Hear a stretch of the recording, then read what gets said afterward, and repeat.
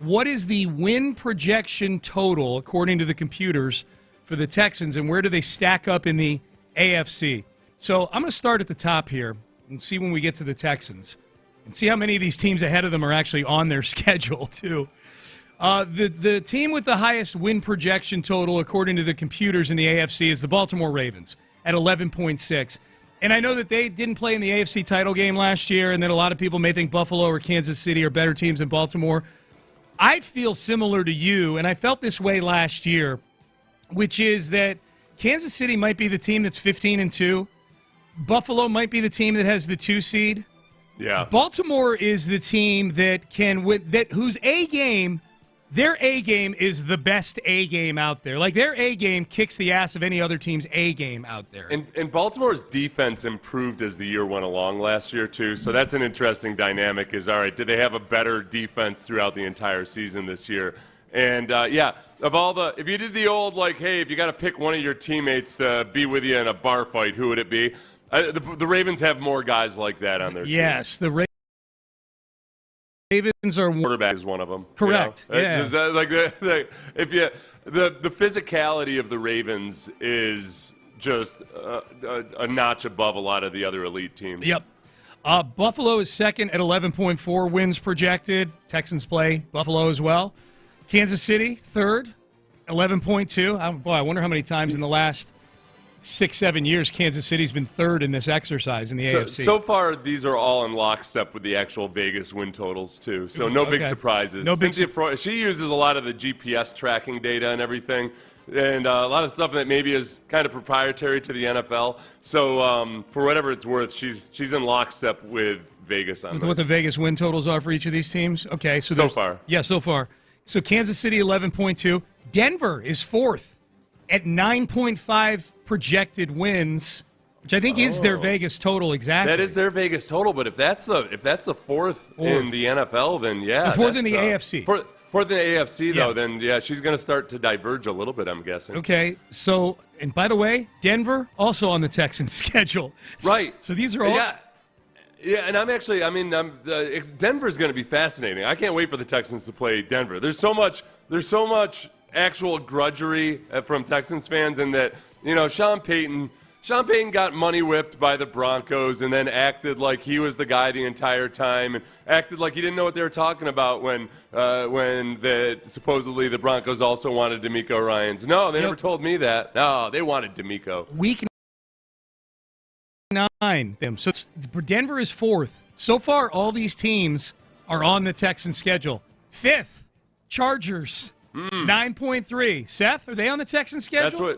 Yes. Indeed they are. Yes, the Chargers are. Sixth, finally, Cincinnati Bengals, 9.1. They are not on the Texans schedule as of right now.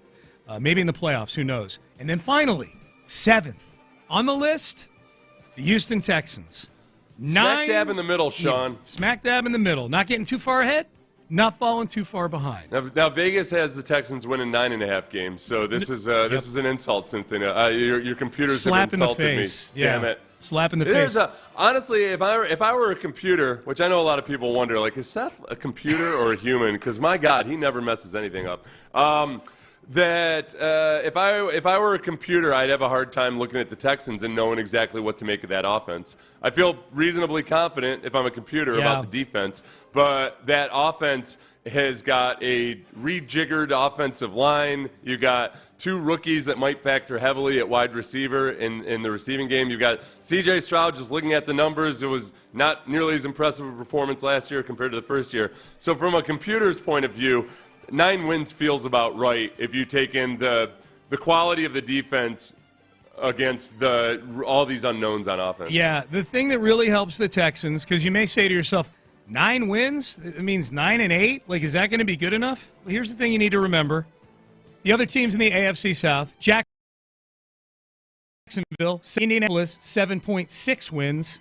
Tennessee, 5.8 wins. Yeah. There you go. Yeah, the Texans still have the 7th toughest schedule based on Vegas win totals right now. That always changes, and every year there's a few schedules that look awful at the beginning, and they end up being easy. But that's where, like, 9.5 wins for the Texans by Vegas, that's going against one of the tougher schedules in the league. Yes. And that's where some of these games, for one, you got to take care of business in the AFC South.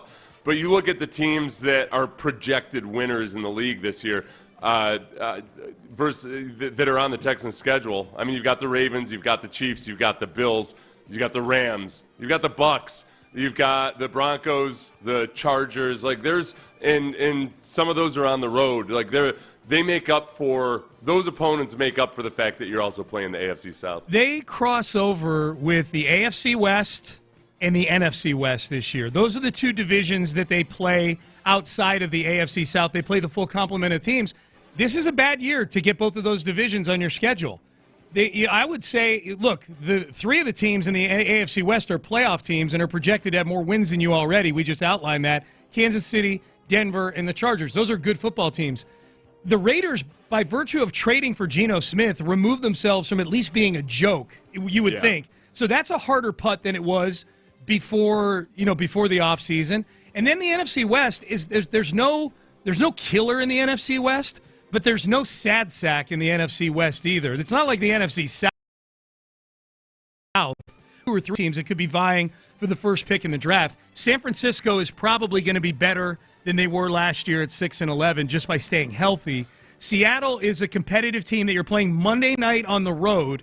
The Rams are a playoff team, and the Arizona Cardinals were 8-9 last year. They're not a joke. You get them at home, but they're not a joke by any means. You know, the 49ers are the team that's interesting because I see the biggest gap between people in their power rankings and maybe their projected win totals and then the actual Vegas win total. Because the Vegas win total is 10.5. Yeah. But the 49ers, by Vegas win total, have the easiest schedule right now. And that could change, but as of right now, they've got the easiest schedule. And so it's interesting that Cynthia Froyland she has the 49ers winning 9.9 games. Interesting. Compared to the Vegas win total of 10.5. Yeah, this is where the 49ers get helped by having a bad season last. They finished last in their division last year. Yeah. So their three variable games are all going to be against last place teams in other divisions. You know, the three games that depend on your record. And they cross over with the AFC South, which other than the Texans was bad teams last year, you know? That's one of the emotional grudge matches. Big games on the schedule, 49ers versus the Texans. You got the whole D'Amico factor and anybody else in the organization who's in San Francisco. Don't let that little nerd Kyle Shanahan eat your lunch, D'Amico, all right? He thinks, I was his boss one day. No, I think D'Amico might be older than Kyle. Did Slowick go back to San Francisco? Where did Slowick go? No, he went to Miami. He went to Miami, that's right. He's working for McDaniel. That's right. That's right. Like solid defensive coordinator, and he brought somebody else went to San Francisco too. John Weeks. John Weeks did. Okay, so did you see Garrett, our former web guy, sent us a question about John Weeks? Not a single mention. This is when we were going through the schedule earlier. Garrett got mad at us. Not a single mention of the return of Texans legend John Weeks in Week 8. Do they show a highlight reel? Now here's the thing. I think John Weeks is 100% worthy of a highlight video. I also think that a highlight video of a long snapper is a tough thing to put together, you know? Yeah, it's really, really tough. I guess, it would be big running down on coverage, No, that possibly that would be fun, some of the tackles he's made, but then also just the big kicks in history through various different kickers, that would be good. You know what it's going to be full of? And I say this with I say this with the utmost respect. It's going to be full of some of the charity things he's done. It's going to be John Weeks out at his toy spending spree that he does for kids at Target. It's going to be John Weeks. Probably did some stuff with the firehouses here in Houston because before becoming a football player, he was ready to become a fireman. So it'll probably be a lot of the charity stuff. But yes, John Weeks. But then also, for a long snapper, I get stressed out for long snappers when they're backed up and they have to punt. Oh, yeah. So it's like an 11-yard snap. Yeah. Everything's got to be perfect then because you got to get it off quickly. That'll make for a good But one copy. of those, I'm putting my request out right now. Yeah. One of those, and then a few of the big clutch field goal moments. Yes. And then a couple of his tackles on special teams, there whichever ones were most impressive. Yes. Sprinkle in a little charity, and there you go. Your social media team for Week 8. There you go. Was there ever a long field goal attempt that went short and the defense tried to return it? I don't know. Because that's just for the novelty of it. I'd like to see it. Even if Weeks didn't make the tackle, I just want the novelty of it. Dude, he was here for 18 or 15 or however many years it was. There had to be one somewhere along the way, right? That's where NFL offensive linemen are at their laziest on those long field goals. Yeah. Because what you're supposed to do on a long field goal like that, because the defense can return it if it's short, you're supposed to cover. Yeah. So you're supposed to run down like you're on punt team. Yep. Those fat SOBs never want to do it. And then every now and then when there's a big return, people are like, oh my gosh, can you believe that? You can't expect these guys to tackle that. No, you can expect them to at least jog 30 yards to be in position to make the play. Dude, I love that you chose violence today. I love it.